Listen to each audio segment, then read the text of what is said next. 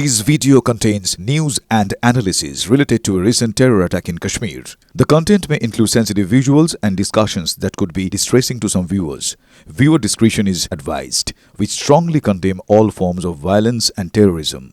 The purpose of the content is solely to inform and create awareness based on verified reports. এবার কি সত্যি সত্যি শুরু হবে যুদ্ধ? পেহেলগাঁও সন্ত্রাসী হামলার পর থেকে প্রতিশোধের আগুনে জ্বলছে ভারত। পাকিস্তানের বিরুদ্ধে একের পর এক কূটনৈতিক পদক্ষেপ নিয়েছে।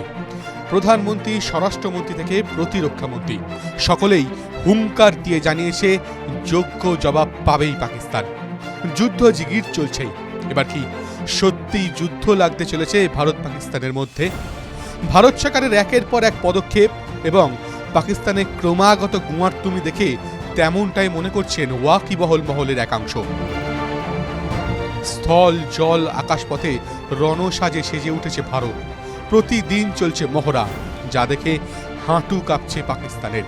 এদিকে লাইন অফ কন্ট্রোল বরাবর নিরাপত্তা বাড়িয়েছে পাকিস্তানও। তবে হঠাৎই 4 দিনের মধ্যে যুদ্ধ লাগার কথা উঠল কেন?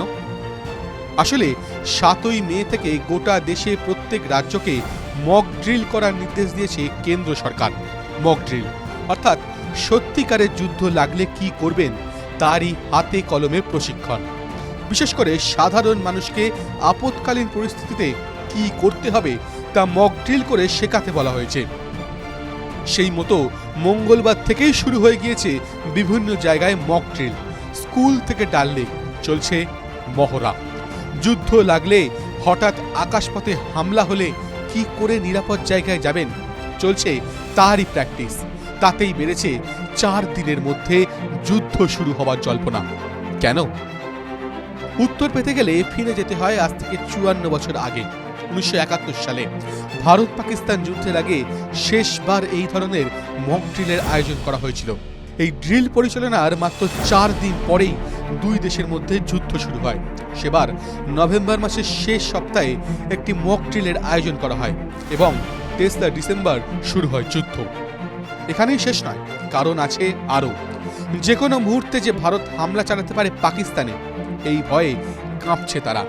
সম্প্রতি সেই ভয় প্রকাশ পেয়েছে ভারতে নিযুক্ত পাকিস্তানের প্রাক্তন হাই কমিশনারের কথাতেও। প্রাক্তন হাই কমিশনার আব্দুল বাসিত এক বিবৃতিতে বলেন, ভারত সম্ভবত রাশিয়ার বিজয় দিবসের পরেই 10 কি 11ই মে নাগাদ পাকিস্তানকে আক্রমণ করতে পারে। রাশিয়া 9 মে বিজয় দিবস হিসেবে উদযাপন করে। প্রধানমন্ত্রী মোদিরও এতে যোগ দেবার কথা ছিল। পাকিস্তানের সঙ্গে উত্তেজনার আবহে এই সফরে তিনি যাবেন কিনা তাও বোঝা যাচ্ছে না। যুদ্ধের সময় কিভাবে নিজেদের রক্ষা করতে হবে তার প্রশিক্ষণ দেওয়ার সঙ্গে সঙ্গে সাইরেনও বাজানো হবে।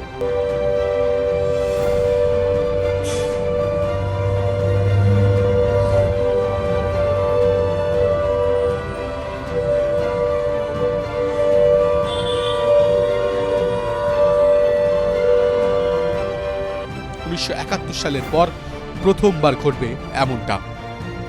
প্রসঙ্গত, মক ড্রিলের আগে বিমান বাহিনী উত্তরপ্রদেশের গঙ্গা এক্সপ্রেসওয়েতে একটি অনুশীলন মহড়া পরিচালনা করেছে। বায়ুসেনা তাদের শক্তি প্রদর্শন করে। গত শুক্রবার বিমান বাহিনী এক্সপ্রেসওয়েতে 2টি পর্যায়ে একটি অভূতপূর্ব সামরিক মহড়াও পরিচালনা করে। TV9 Bangla digital.